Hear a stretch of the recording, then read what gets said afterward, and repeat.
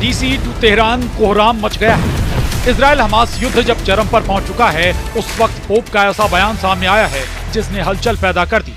Pope Francis ने Gaza पट्टी में इजराइल की सैन्य कार्रवाई के दौरान नरसंहार के आरोपों की जांच के लिए खुलकर मांग की है।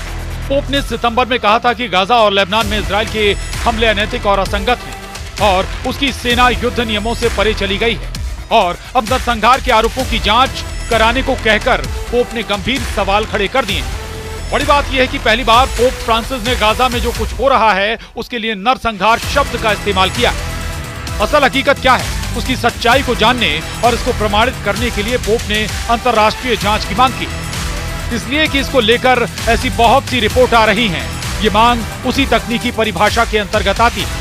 विश्व बिरादरी में गाजा में इजरायली हमले में मारे गए लोगों के लिए सवाल उठते रहे हैं। अमेरिका ने तो इजराइल को यहां तक धमकी दी थी कि आम फिलिस्तीनियों की मौतों का सिलसिला थमा नहीं तो वो इजराइल को दी जाने वाली सहायता रोक देगा। लेकिन गाजा में मौतों का सिलसिला तब थमता जब इजराइल हमला करना बंद करता। इजराइल के प्रधानमंत्री बेंजामिन नेतन्याहू आम फिलिस्तीनी की मौत पर दलील देते रहे हैं कि इसका कारण यह है कि हमास के आतंकी इन लोगों को ह्यूमन शील्ड की तरह इस्तेमाल करते हैं। इजराइल उन्हीं रिहायशी इलाकों पर हमले करता है जहां हमास के आतंकियों के छिपे होने की आशंका होती है। हाल में गाजा के दक्षिण में खान यूनिस में इजराइल डिफेंस फोर्स ने हमला किया। यहाँ विस्थापित लोगों के लिए शेल्टर है। इजराइल डिफेंस फोर्स ने अंधाधुंध गोलीबारी की। नतीजा हुआ कि बच्चों और उनके माता पिता की मौत हो गई। वहीं उत्तरी गाजा के बेल लाहिया इलाके में भी हमले में कम से कम 30 लोग मारे गए। स्थानीय लोगों के मुताबिक कई मकानों को भी नुकसान पहुंचा। इसके अलावा गाजा पट्टी में इजरायली हमलों में 12 लोगों की मौत हो गई। इजराइल की पुलिस के मुताबिक कैसेरिया में प्रधानमंत्री नेतन्याहू के निजी आवास पर गोले दागे जाने के बाद 3 संदिग्धों को गिरफ्तार किया गया। हमले को लेकर इजरायली फौज IDF की ओर से स्टेटमेंट जारी की गई। इसमें बताया गया कि बेल लाहिया इलाके में मौजूद आतंकी अड्डों को निशाना बनाते हुए ये अटैक किया गया। हमास की गतिविधियां तेज होती देख वहां पर अटैक किया गया है। बयान में कहा गया कि युद्ध क्षेत्र से नागरिकों को निकालने के प्रयास जारी हैं। इजरायली सेना ने उत्तरी गाजा में फिर से हमले तेज करते हुए कहा है कि हमास के आतंकवादी वहां फिर से संगठित हो गए हैं। इजराइल बारंबार ये कहता रहा है कि गाजा में जब तक हमास का आखिरी आतंकी जिंदा है, हमले बंद नहीं होने वाले। बता दें कि बीते साल 8 अक्टूबर जब इजराइल ने गाजा के खिलाफ अटैक शुरू किया, तब से लेकर अब तक गाजा में 43,846 लोगों की मौत हो चुकी है और इस दौरान गाजा में कम से कम 1,740 लोग घायल हुए, जबकि विस्थापित लोगों की तादाद करीब 18 लाख की है।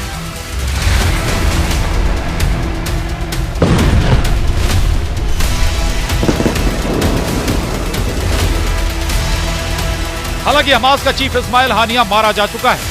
दूसरे चीफ बने याहिया सिनवार को भी इजरायली फोर्स ने मौत के घाट उतार दिया है और इस वक्त हालात ये हैं कि हमास का कोई भी ऐसा कमांडर जिंदा नहीं बचा है जिसकी कोई अपनी पहचान हो। कुल मिलाकर कहें तो संगठन हमास अपने सबसे बुरे दौर से गुजर रहा है। लेकिन नोट करने वाली बात यह है कि सिर्फ 40 किलोमीटर लंबी और 7 से 8 किलोमीटर चौड़ी गाजा पट्टी अब तक इजराइल की मुट्ठी में नहीं आ सकी है। इजराइल की इसे लेकर दलील है कि हमास के रिहायशी इलाकों में छिपे आतंकी इसकी बड़ी वजह है। दूसरी वजह है हमास की लंबी चौड़ी सुरंगें और तीसरी वजह है ईरान का हमास को समर्थन। गाजा में होने वाली मौतों को लेकर अमेरिका चिंता जता चुका है। 13 अक्टूबर 2024 को अमेरिकी अधिकारियों की ओर से इजराइल को एक पत्र भेजकर कहा गया है कि गाजा में मानवीय स्थितियों को सुधारें वरना अंजाम भुगतने के लिए तैयार रहें। इसके लिए 30 दिनों की समय सीमा तय की गई। इससे पहले इस साल की शुरुआत में जब इजराइल की ओर से दक्षिणी गाजा में अपने ऑपरेशन को विस्तार देने की कोशिश की जा रही थी तो अमेरिका ने हजारों बम की डिलीवरी रोक दी थी। हालांकि जल्द ही अमेरिका ने हथियारों की आपूर्ति फिर शुरू कर दी, जिसके बाद इजराइल ने गाजा पर तो बमबारी की ही, लेबनान पर भी जोरदार हमला किया था। गाजा पट्टी में भीषण इजरायली हमलों के बीच संयुक्त राष्ट्र की एक विशेष समिति ने भी कहा कि गाजा में इजराइल की नीतियां और युद्ध के तरीके नरसंहार के अनुरूप। यूएन मानवतावादी कार्यालय यानी OCHA ने कहा कि पिछले 2 दिनों में उत्तरी गाजा तक मदद पहुंचाने की 6 कोशिशों को ब्लॉक किया गया है। OCHA के मुताबिक गाजा की घेराबंदी के जरिए मानवीय सहायता में रुकावट पैदा करके आम नागरिकों और सहायता कर्मियों को निशाना बनाकर इजराइल ने पूर्व मंशा के साथ भुखमरी को युद्ध तौर तरीकों के रूप में इस्तेमाल किया। गाजा में इजरायली सैनिकों ने महिलाओं और बच्चों समेत फिलिस्तीनियों के साथ क्रूर अपमानजनक बर्ताव किया, लेकिन इजराइल की सेहत पर इसका कोई असर नहीं दिखा। अमेरिका के डबल स्टैंडर्ड, संयुक्त राष्ट्र में इजराइल को अमेरिका का साथ और बेंजामिन नेतन्याहू की इजरायली बंधकों को लेकर जताई गई चिंता की आड़ में सब कुछ दब गया। गाजा इस वक्त करीब करीब कब्रिस्तान में तब्दील हो गया है। जो बच गए हैं उन्हें रोटी तक मयस्सर नहीं हो रही, पीने का पानी नहीं मिल रहा, लोग जिंदगी से हताश होते जा रहे हैं। और इस बीच पोप फ्रांसिस का बयान आता है कि इजराइल ने अगर नरसंहार किया तो इसकी जांच होनी चाहिए। उधर युद्ध में उलझे इजराइल के सामने एक और मुश्किल आन खड़ी हुई है। इजराइल पहले से ही गाजा में हमास से, लेबनान में हिजबुल्लाह से, यमन में हूती विद्रोहियों से, सीरिया में ईरान समर्थित मिलिशिया से, इराक में ईरान समर्थित फोर्स से और बहरीन के मिलिशिया संगठन से जंग ही कर रहा है। और नेतन्याहू ने इसका जिक्र एक नहीं कई बार किया भी है।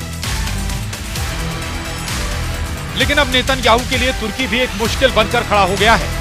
यानी कि इजराइल के पहले 6 फ्रंट एक्टिव थे, अब 7वां फ्रंट तुर्की भी खुलने जा रहा है। तुर्की ने एलानिया तौर पर इजराइल को दुश्मन देश मान लिया है। राष्ट्रपति एर्दोआन ने पहले इजराइल में घुसकर मारने की धमकी दी, फिर उनके मंत्री ने इजराइल को तबाह करने की धमकी दी और अब खबर है कि तुर्की ने इजराइल के राष्ट्रपति इसाक हर्जोग के एक अनुरोध को अस्वीकार कर दिया है। इजरायली राष्ट्रपति दरअसल अजरबैजान की राजधानी बाकू में चल रहे COP29 जलवायु शिखर सम्मेलन में जाने के लिए तुर्की के हवाई क्षेत्र का इस्तेमाल करना चाहते थे, लेकिन तुर्की ने उनके अनुरोध को अस्वीकार कर दिया। बताएं कि तुर्की इजराइल दुश्मनी की दरार पिछले साल जब इजराइल गाजा में घुसा उस वक्त से चौड़ी होनी शुरू हो गई थी, जिसका हासिल अब नजर आ रहा है। इजराइल के राष्ट्रपति का सुरक्षा कारणों से बाकू जाना रद्द किया जा चुका है, लेकिन तुर्की के इस स्टैंड ने इजराइल को तुर्की को लेकर गंभीरता से सोचने पर मजबूर कर दिया है। सवाल है कि आखिर अचानक तुर्की को इजराइल से डर क्यों लगने लगा है, क्योंकि अपने आसमान से नहीं गुजरने दिया इजराइल के राष्ट्रपति का विमान।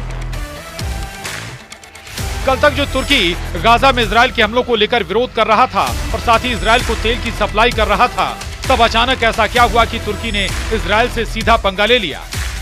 तुर्की के राष्ट्रपति रेसेप तय्यप एर्दोआन ने सऊदी अरब और अजरबैजान के दौरे के दौरान इजराइल से संबंध खत्म करने का ऐलान किया। एर्दोआन ने कहा कि मेरे नेतृत्व में तुर्की गणराज्य की सरकार इजराइल के साथ किसी भी तरह का संबंध जारी नहीं रखेगी और हम अपने इस रुख पर आगे भी कायम रहेंगे। बता दें कि तुर्की और इजराइल के संबंध मुश्किलों से भरे रहे हैं। तुर्की दुनिया का पहला मुस्लिम बहुल देश था जिसने इजराइल को मान्यता दी थी। सवाल फिर वही, तो फिर अचानक क्यों तुर्की ने इजराइल से अपने संबंध खत्म कर लिए? دول العالم لمراجعة علاقاتها مع دولة الاحتلال وعدم تطبيع علاقاتها معها أمام عدم التزامها بالقانون الدولي وارتكاب الإبادة الجماعية واستهداف وكالة الأونروا في فلسطين। एर्दोआन के दिमाग में क्या चल रहा है, समझने के लिए आपको रियाद से आई ये तस्वीरें देखनी होंगी। रियाद में आयोजित ये सम्मेलन का नाम अरब इस्लामी शिखर सम्मेलन दिया गया था। रियाद में आयोजित इस कॉन्फ्रेंस में सिर्फ गाजा और लेबनान में चल रहे इजरायली हमले पर ही चर्चा हुई और इस शिखर सम्मेलन में तुर्की के राष्ट्रपति एर्दोआन भी हिस्सा लेने पहुंचे थे। उधर इसी अरब इस्लामी शिखर सम्मेलन में सऊदी अरब के क्राउन प्रिंस ने इजराइल के हमलों को नरसंहार करार दिया। बात यह है कि पूरी दुनिया को मालूम है कि तुर्की की अर्थव्यवस्था की हालत ठीक नहीं है, इसीलिए एर्दोआन अपने इलाके के देशों से रिश्ते गहरा रखना चाहते थे। उनके इस प्लान में इजराइल भी शामिल था। सितंबर में ही एर्दोआन ने न्यूयॉर्क में संयुक्त राष्ट्र की आम सभा में इजरायली प्रधानमंत्री बेंजामिन नेतन्याहू से मुलाकात की थी और उन्हें अंकारा आने का न्योता दिया था। एर्दोआन चाहते थे कि वो इजराइल और हमास के बीच मध्यस्थ बने, न कि इजराइल को नाराज करें। एर्दोआन ने ऐसी ही कोशिश यूक्रेन और रूस के बीच ग्रीन कॉरिडोर डिप्लोमेसी के रूप में की थी और उन्हें कामयाबी भी मिली थी, लेकिन अचानक से एर्दोआन के बोल बदलने लगे। हालांकि ये भी गौरतलब है कि नेतन्याहू और एर्दोआन के बीच तनातनी तो बहुत दिनों से चल रही थी, लेकिन अब बात आर पार की जंग तक पहुंच गई। सबसे बड़ी बात यह है कि हालात इजराइल के लिए मुश्किल भरे पैदा हो चुके हैं, क्योंकि तुर्की नेटो का मेंबर है और नेटो पर हमला करने का मतलब क्या होता है ये दुनिया जानती है।